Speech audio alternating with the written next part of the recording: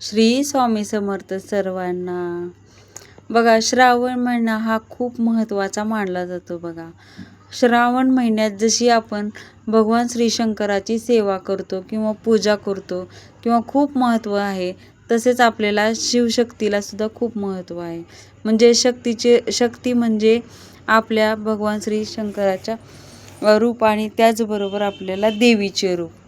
आपल्याला भगवान श्री शंकराबरोबर आपल्याला देवीची सुद्धा सेवा करायची आहे, देवीची सुद्धा आराधना करायची आहे. बघा, आपल्या कुलदेवीची श्रावणातील शुक्रवारी ओटी भरल्याने खूप म्हणजे त्यांची कृपा होत असते. बघा, आपल्या कुटुंबावर कृपा होत असते. घरात सुख, शांती, समृद्धी येण्यासाठी आपल्याला श्रावणातील शुक्रवारी देवीची ओटी भरावी लागते. याच्यासाठी आपल्याला कशी ओटी भरायची, काय काय करायचं, कशी आपल्याला एक वस्तू अर्पण करायची, चला तर मग पुढे पाहूया.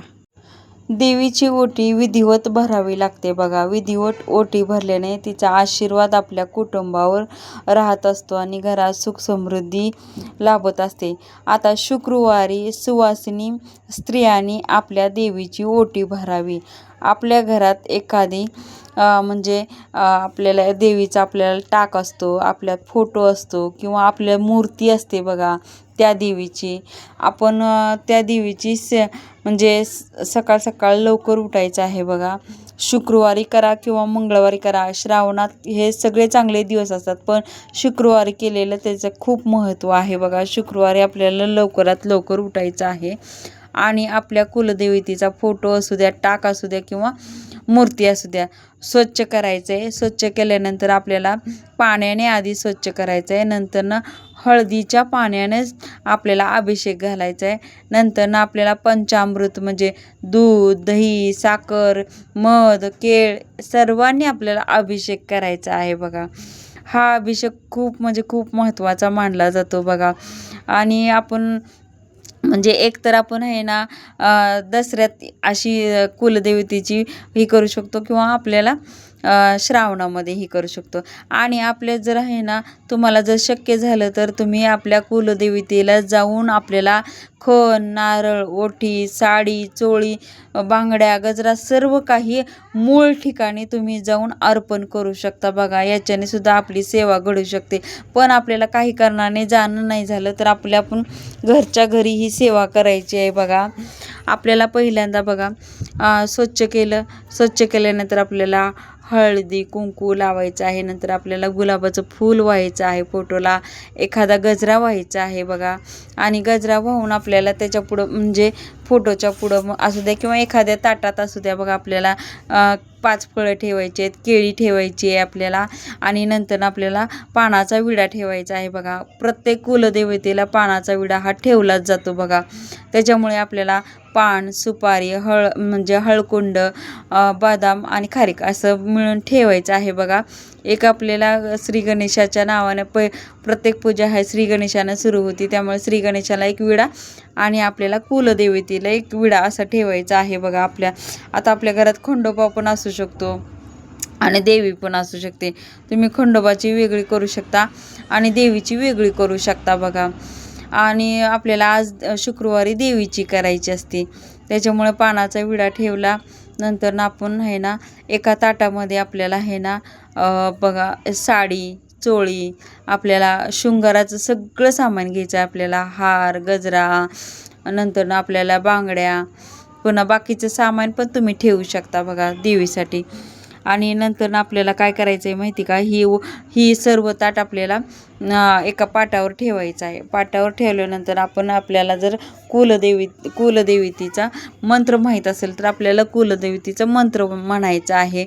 नसेल माहीत तर आपल्याला ओम कुलदेवताय नमः हा जरी मंत्र सोप्यात सोपा म्हटला तरी काही हरकत नाही. बघा, आणि नंतर आपल्याला हा मंत्र म्हणायचा आहे. तुम्ही 108 म्हणू शकता किंवा जास्तीत जास्त तुम्ही 11 माळी हा मंत्र म्हणू शकता. कसंही तुमच्या ह्याच्याने आपल्याला ही करायचं आहे. बघा, नंतर आपल्याला बघा त्याच्यावर हळदी कुंकू आपल्याला लावायचं आहे आणि ते ताट आपल्याला देवीसमोर ठेवायचं आहे. या दिवशी तुम्ही आपल्या कुलदेवतेला कुंकू अर्चन सुद्धा करू शकता. बघा, कुलदेवतेला ओम कुलदेवताय नमः, आधी हळदीचं थोडीशी चिमट व्हायची आहे, नंतर कुंकाची चिमट घ्यायची आहे. ओम कुलदेवताय नमः, ओम कुलदेवताय नमः असं म्हणायचं आहे. आणि त्या दिवशी तुम्ही बघा पहिल्यांदा दही भाताचा नैवेद्य दाखवायचा आहे आपल्याला कुलदेवतेला. आपल्या कुलदेवतेला आपल्याला शांत ठेवायचं आहे.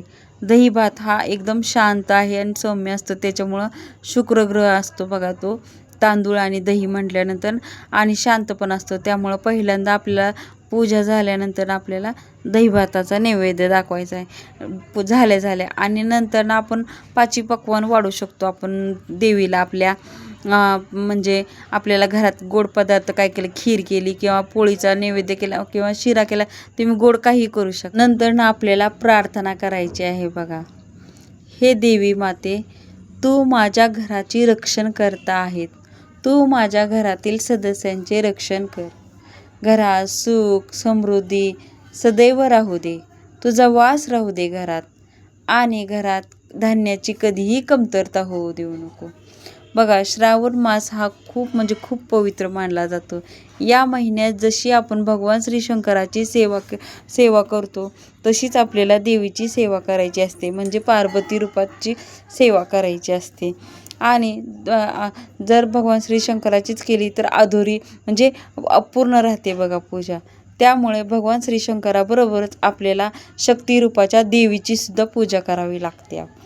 असं इतकं महत्त्व आहे बघा या कुलदेवतेला किंवा शक्तीला. माझ्या घरात तुमचा वास नेहमी राहावा आणि माझे सौभाग्य अखंड राहू दे, आणि माझा संसार सुखा समाधानाचा चालू दे.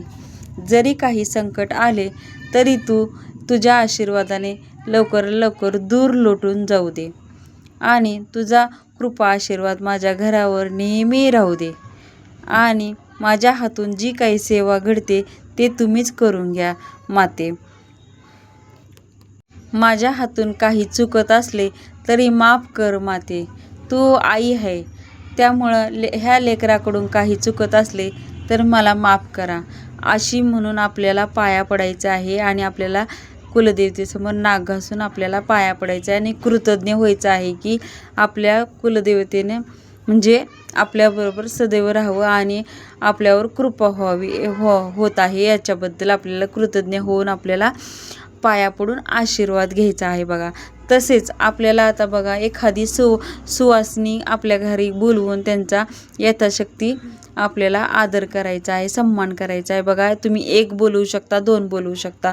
मग आल्यानंतर आपण त्यांना म्हणजे गजरा घालू शकता, मेहंदीचा कोन देऊ शकता, किंवा साजं शृंगाराचं तुम्ही साडी नेसवू शकता, किंवा एखादा ब्लाऊज पीस जरी घातला तरी चालतं.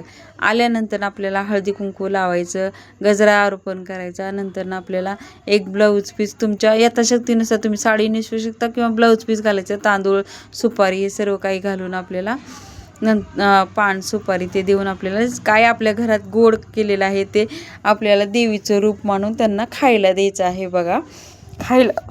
खायला दिल्यानंतर त्यांनी जेवण करून त्यांचा आशीर्वाद घ्यायचा आहे. आता एक गोष्ट आपल्याला कुलदेवतेला अर्पण करायची आहे, ती कोणती तर चला तर बघूया. आपल्याला आपल्या कुलदेवतेला 11 लवंगाची म्हणजे 11 लवंगा अर्पण करायचे आहेत बघा. आणि हा लवंगा तुटल्या फुटलेल्या नसाव्यात, चांगलं असं छान असं फूल असलेल्या लवंगा आपल्याला अर्पण करायचे आहेत. आणि 11 लवंगा घ्यायचे आहेत आणि आपल्याला कुलदेवतेच्या चरणावर अर्पण करायचे आहेत. आणि दुसरी एक वस्तू आहे ती म्हणजे बघा आपल्याला पानाचा विडा किंवा तांबूल असे म्हणतात बघा त्याला. आणि आता आपल्याला घरीच पान तयार करता आलं तर घरीच करायचं आहे ना, किंवा तुम्ही विकत पण आणू शकता बघा. हे पान आपल्याला 2 खाऊची पानं घ्यायची आहेत, त्याच्याला चुना लावायचा आहे, सुपारी घ्यायची आहे, बडीशेप घ्यायची आहे, आणि आपल्याला ते पान असं गुंडाळून असं छान असं आपल्याला देवीला अर्पण करायचं आहे बघा. हे तांबूल आपल्या कुलदेवतेला किंवा कोणत्याही देवीला खूप प्रिय असते. त्याच्यामुळं ही तांबूल व्हायला आपल्याला कधी पण विसरायचं नाही बघा. त्याच्यानंतर आपल्याला दिवसभर तुपाचा दिवा ठेवायचा आहे बघा कुलदेवतेसमोर. आणि तुपाचा दिवा ठेवून आपल्याला छान असा धूप आरती करायची आहे. धूप आरती तुम्ही 2दा करू शकता, सकाळी एकदा करू शकता किंवा संध्याकाळी एकदा छान अशी करायची आहे. घरात एकदम धूप छान असा वास दरवळत राहिला पाहिजे बघा दिवसभर, आणि त्याच्याने आपले कुलदेवता प्रसन्न होऊन आपल्याला आशीर्वाद देत असतात बघा. त्याच्यामुळं तुम्ही मूळ स्थानावर जाऊ शकता किंवा आपण घरच्या घरी आपल्याला छान असं आपल्याला यथाशक्ती आपल्या कुलदेवतेचा सन्मान करायचा आहे बघा. जेवढं होईल तेवढं कुलदेवताय नमः म्हणायचं, आणि खंडोबा असेल तर खंडोबाला पण आपण जे काही श्री खंडोबाय नमः असं म्हटलं तरी सुद्धा चालू शकतं बघा. अशी आपल्याला सेवा करायची आहे.